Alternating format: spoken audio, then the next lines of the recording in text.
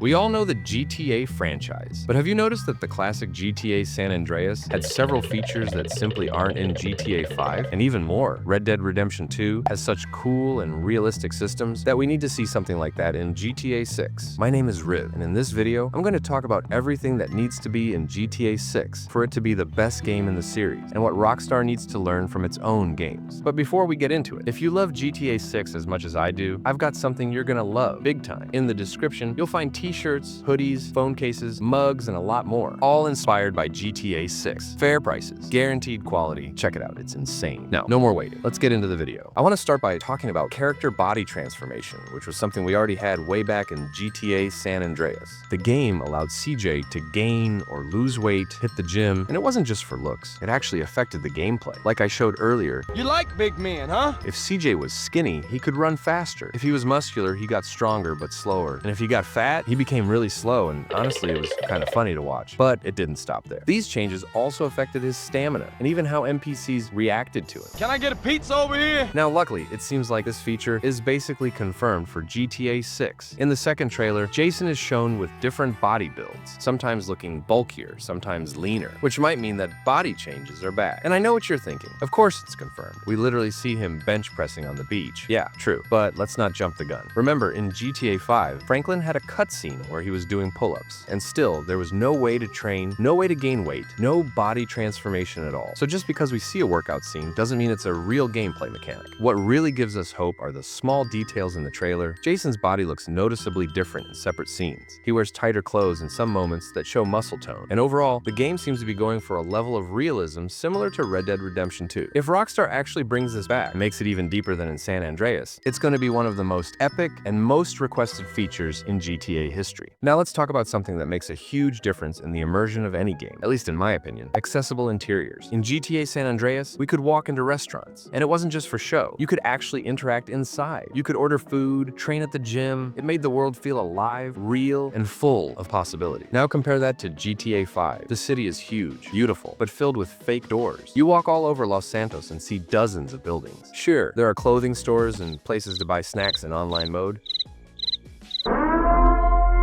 Anyway, as I was saying, but everything else just feels like empty decoration. There's not even a single restaurant or gym you can enter. And what's worse, when you try to open one of those doors, nothing happens. Not even a little animation. It's like the game is saying, this doesn't matter. Now take a look at Red Dead Redemption 2.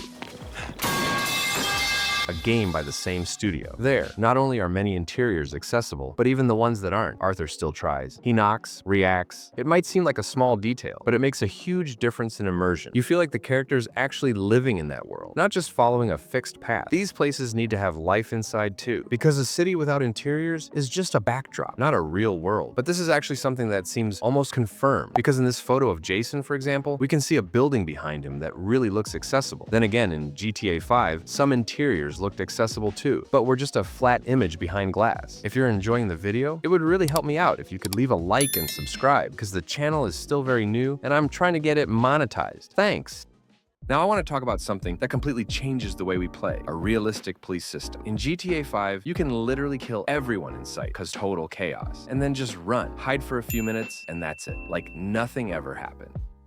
The police completely forget about you, no one reacts anymore, and the game continues like you're just an average citizen. But now, look at Red Dead 2. Crimes actually have real weight and consequences. If you commit a crime in front of someone, that person will run off to report it. And if they manage to alert the authorities, the police will start looking for you based on a description of what happened. It creates a real sense of danger and urgency. You have to decide quickly. Do you let the witness escape, or do you chase them down before things get worse? On top of that, the game places bounties on your head that increase with your crimes, and depending on how serious your actions were, certain parts of the map become more dangerous for you. You'll be hunted more aggressively, and escaping isn't as easy as it is in GTA 5. Now imagine GTA 6 with a system like that: real witnesses, intense chases, and a world where every action has consequences. That would not only make the game feel more realistic, but also make every decision more meaningful. But honestly, I'm not sure if GTA needs this urgently, because let's be real, the whole vibe of GTA is exactly about being able to do whatever you want: killing, running people over, going wild. In Red Dead 2, 2, the vibe is calmer, more grounded. The game makes you feel like the people around you are real and their lives matter, which adds emotional impact. I think GTA 6 should include a system like that, but not as deep or serious as Red Dead 2. And of course, I had to talk about this. A living and reactive world. Everyone who's played it knows. The greatest strength of Red Dead Redemption 2 is in the smallest details. The way every NPC has a routine, how they react to the environment, to your actions, and even to each other. Let me focus more on the routines, because seriously, it's mind-blowing. NPCs don't just spawn out of nowhere, and they're not doing the same thing 24/7. Take this NPC, for example. His day starts around 7 a.m. chopping wood, and that's not random. He lives in a cold region and needs the wood to stay warm. And check out the detail. He doesn't grab a generic pile of wood. He picks up one log at a time with a perfect, seamless animation. Then he stacks everything next to his house and heads into town, where he works in construction. And here's the thing. He doesn't just disappear. He's always doing something. First, he carries the planks one by one. Then, around noon, he starts sawing them with a handsaw. At 1 p.m., he takes a break, smokes a cigarette, drinks water. It's surreal. And I could keep describing his routine, but that would take too much time. If you guys want, I could even make a full video just about that. All of this creates a level of immersion no other game, besides Red Dead, has ever reached. And the most impressive part, the world feels alive even when you're not there. It keeps going. It lives without you. Let's be honest, Red Dead 2 is on another level. But is it easy to bring that level of detail to a game like GTA? Everyone knows what Rockstar is capable of, but GTA has a different scale. The game will probably be way heavier than Red Dead. Maybe they'll try to include some of these details. But take GTA 5, for example. When it launched, there were a lot of animals. Cars had much more realistic damage. But with the online updates and DLCs, a lot of that had to be removed for performance reasons. And now you might say, oh, but now we have the new generation. The PS5 can handle it easily. But people said the same thing back then. And let's not forget, the PS5 promised 4K at 120 FPS, but there are plenty of games that barely hit 30. Still, let's believe, if any company can pull this off without ruining optimization, it's a Rockstar. Now I want to talk about something that I think would be a lot of fun. Activities that are different from what we usually get in GTA. In GTA 5, we had golf and tennis, which was already cool. But imagine if we had things like basketball or pool. Well, guess what? These two are pretty much confirmed. In this picture, we can see, or at least it really looks like, Jason and Calhampton playing basketball. It's a bit far away, but it seriously looks like it. And to their right, it also looks like Lucia is there. Obviously, we're probably not going to get full basketball matches with rules and all, but it'll likely be something like GTA San Andreas, where CJ could shoot some hoops. And what about pool? I'm going to go ahead and say it's confirmed too. I mean, why would they include this if it wasn't going to be usable? Here we see Jason and Calhampton again, but this time playing pool in what looks like a bar. It's just another sign that Rockstar really wants to give us more variety in GTA 6. Actually, I'm thinking about making a full video just about confirmed activities and the ones that should be in GTA 6. So if that sounds cool, let me know in the comments and I'll gladly make it. And continuing, one activity I've always loved, and I think it's been in every GTA since GTA 3, is motocross. And seriously, judging by this image, it looks so much better now. Just look at the details, the way the character sits, the posture, and even the bike itself. It feels like the sound is going to be way more realistic. Not that cheap toy bike sound we had in GTA 5. That's it for the video. If you're as hyped for GTA 6 as I am, make sure to check out the store in the description. I promise you won't regret it. Thanks for watching all the way through. You guys are absolute legends. See you in the next video. Peace.